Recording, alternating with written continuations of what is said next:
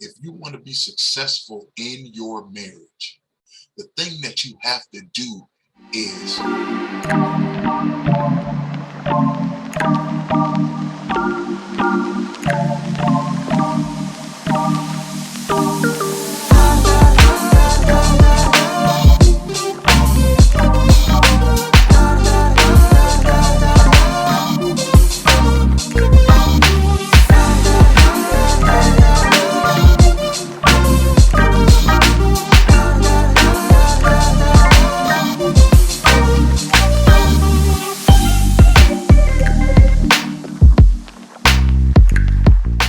we're doing. This is Virgil Johnson with Infrastructure of a Man, and I want to get right to it. This video is going to be talking about how you can get through problems with your spouse. So first things first. First thing, before anything, I want you all to like the video, subscribe to the channel, and share this video with at least one other man that you know could use this advice. Me and my wife have been married this month, going on 3 years. We've had a lot of ups and downs, a lot of situations that, you know, it tested a lot of couples, and a lot of couples that probably would have folded. So one of the things that has helped us is we got into marriage counseling. And I know, you know, different people feel different ways about counseling. So the first thing first is my wife and I, we both got individual counseling, and then we both got marriage counseling. One of the things that our marriage counselor told us is that you're two separate individuals with two separate circumstances in life, with two separate viewpoints. You were raised two separate ways. You literally have two separate scripts that you have brought into the relationship or the marriage together. Where a lot of people falter at is each individual tries to stick with their script that they've had previously, and that's where they continue to bump heads at. If you want to be successful in your marriage, the thing that you have to do is sit down with your spouse and rewrite a new script together. Because in our faith walk, we created what we call a ketubah, or a marriage contract. And in that marriage contract, you know, we really tried to hammer out all the things that we felt like would have been an issue in our marriage. How to raise children, how do we want to do our budgeting, you know, leading the house, how the house is going to be ran, you know, how we're going to interact with each other, the amount of dates that we go on, when we like, everything down to the T. And it has not been perfect, but what it did is it gave us an outline. When it comes to you and your spouse, you all have to literally sit down and rewrite the script. One of the things that our counselor also told us was, before any of that, you have to accept your spouse for who they are. You chose them. And I know it's hard to do, because in the society that we live in, especially here in America, majority of us, the first thing that we choose a spouse off of is our physical attraction to that spouse. In our eyes, are they beautiful? Are they handsome? Are they sexy? Are they fine? Are they, you know, trophy wife, trophy material, eye candy? You know, do they got the right curves? Does they have the right height? Those are the things that majority of us chooses our spouse for. So then what happens is, because we chose somebody off of aesthetics, when we get into the relationship, most times that person isn't who we need them to be character-wise or personality-wise. Instead of saying, you know what, this person just doesn't mesh with me, what we try to do is we try to force our viewpoint or our reality on someone else who has a totally different reality. They have totally different experiences, they have a totally different upbringing, totally different outlook on life. And we try to force our outlook and our viewpoint and our reality on them. And at the same time as us trying to force our outlook and output and viewpoints on them, they're trying to do the same thing to us. So instead of coming together, meshing, we're colliding with our spouses.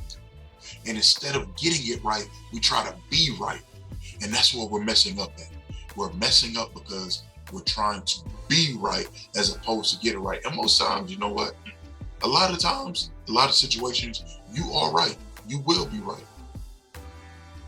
But in this grand scheme of things, what does that get you in your spouse? Your spouse is not, us as men, our wives, our fiancés, our girlfriends, they're not our mothers. They're not our grandmothers. They're not our aunts. They're not that one chick that we let get away. They're not that one chick that did that thing that we really used to like, and how could we let that go?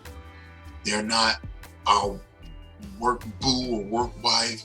They're not our favorite celebrity crush.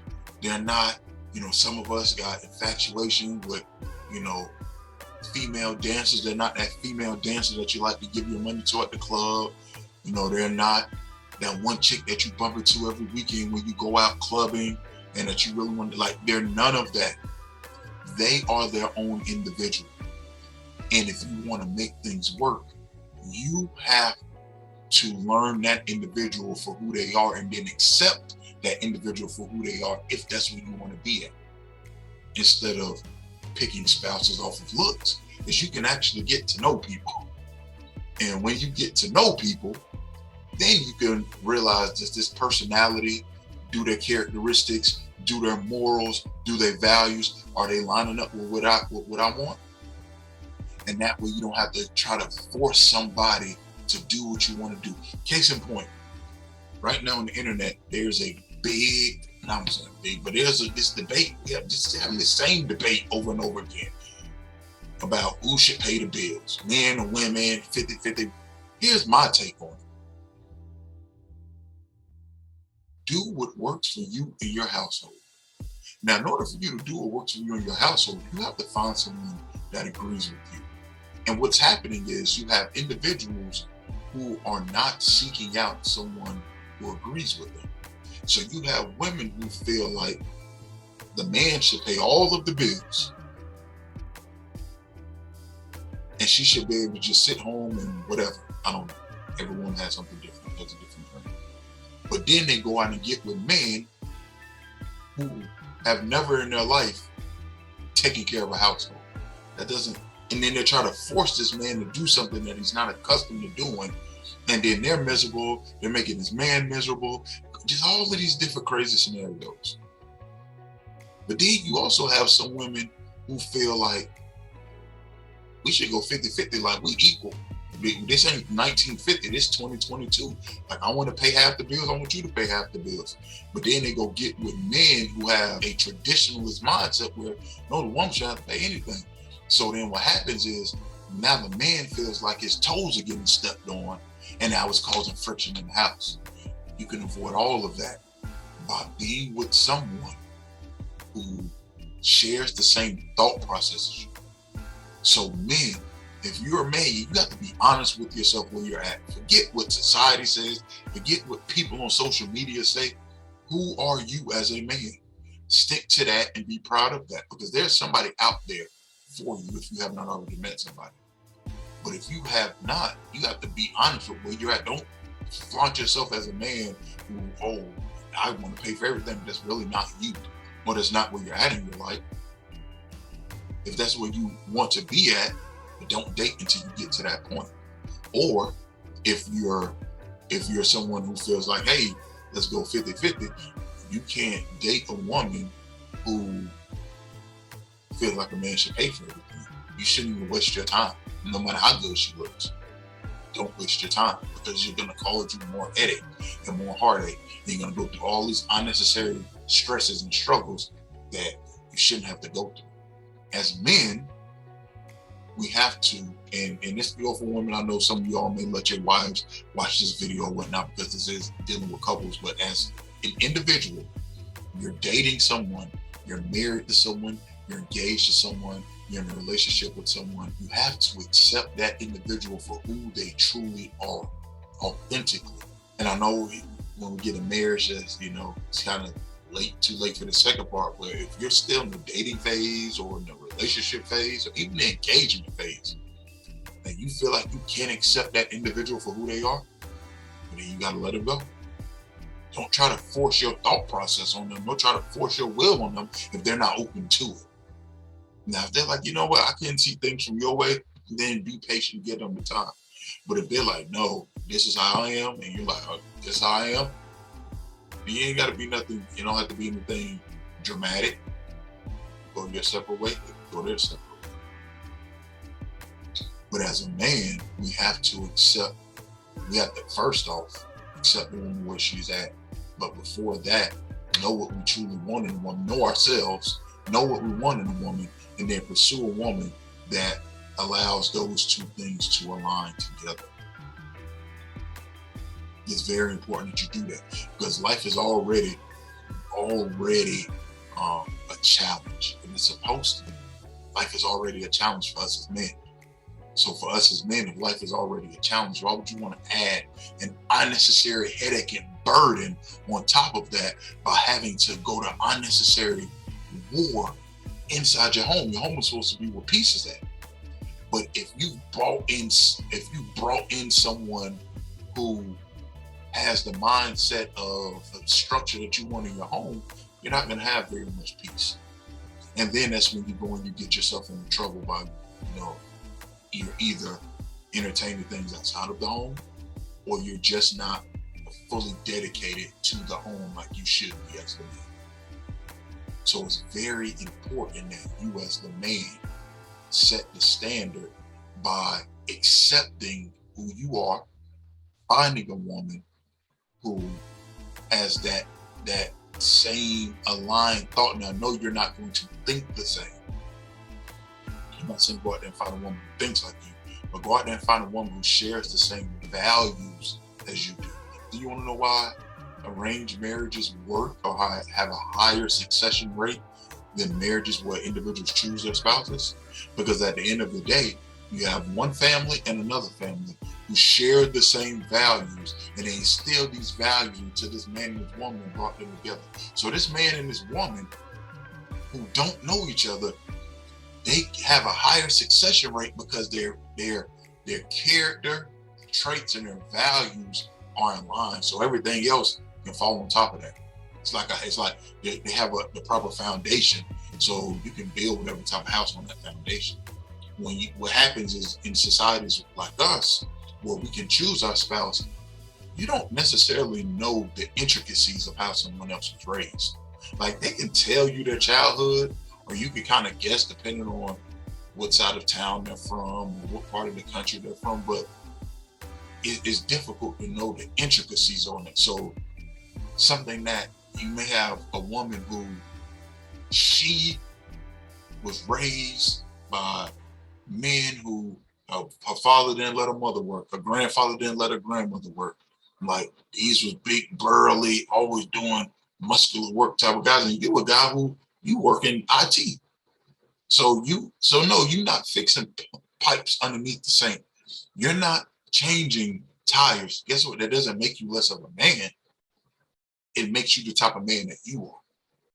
Because I'm pretty sure if it came to some type of technology issue, you'll be able to solve that really quick.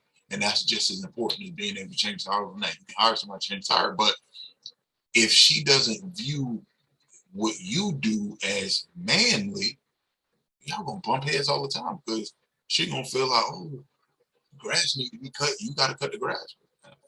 Cut the grass growing up. And even if you go hire somebody, she still may look at you as less of a man because you aren't doing it, but that's how she was raised. Avoid all of that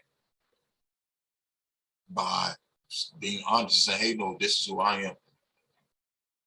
And that's what you have to do. So, in conclusion, I want to leave you all with this, just a reminder. For you as men, you have to accept your spouse where she is at. If you're married, you've made this commitment, so you got to figure out how to make it work. Accept your spouse for where she is at. Accept it, understand it, and then what you and your spouse need to do is sit down and rewrite the scripts that you all have came into the relationship with. That's the only way that you're going to get past the speed bumps and the hurdles and the potholes of your marriage or of your relationship. You can't keep doing this. You can't keep, this is how I was raised, and this is how I was raised, and my way is right and your way is wrong. No, it's not getting you anywhere. Because guess what? It's how you were raised, a lot of it is good, some of it is bad. How she was raised, a lot of it is good, some of it is bad. But it worked because of your environment. It worked because of where you were at. So you have to make sure that you accept your wife where she's at, and then go to her and say, hey, let's rewrite this script on how we're doing things and make it work. And then talk, hey, I need you to accept me as a man for who I am. Like, hey, maybe you're a man who, you're not the handiest of men. Hey, babe, I need you to like accept, hey, look, that's not me. That's not me. That's not going to be me. Some women, they do accept that man and understand it from them. Some women, like, they really tear that man down because they don't fit into social structures of what manhood is. But when you look all throughout history, you had different levels of men. You had men who were thinkers. You had men who were philosophers. You had men who were the ones that did the grunt work. You had the royalty. Like, all men didn't get their hands dirty. So, for this to be the notion that every man has to be a man to get his hands dirty, that may not be you, and that's okay. But you need to talk to your wife and get her to really understand it, and then really, hey, look, but these are my strengths, and this is how it works, and I'm going to accept you for where you're at, for your strengths and how they work, and then we're going to rewrite the script on life together, so that way we can have a more smooth sailing life. It's not going to be perfect. You're still going to have your bumps and your headaches. You're still going to have your issues and your problems, but you're able to move forward and work closer and get rid of some of the unnecessary issues by rewriting the scripts that you all are living your life by. To have one script. Scripture tells us, how can two walk together unless they are in agreement? And that don't mean you all, have the same exact thought process, but you have to be on the same, you have to be in alignment. You have to have the same script. So with that, I want to thank you all for tuning into this video, and you all have a beautiful evening, and I'll see you all later.